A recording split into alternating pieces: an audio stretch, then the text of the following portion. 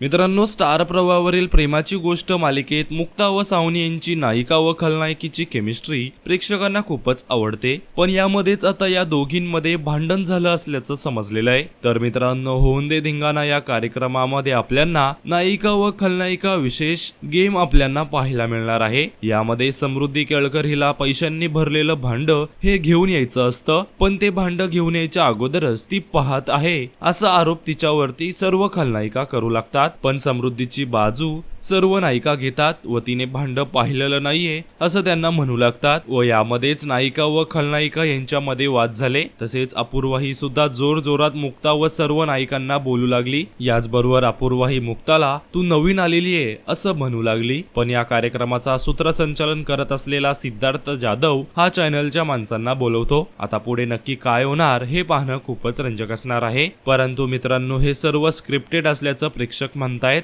तर मित्रांनो, याबद्दल तुम्हाला काय वाटतं हे आम्हाला कमेंट्स मध्ये नक्कीच सांगा।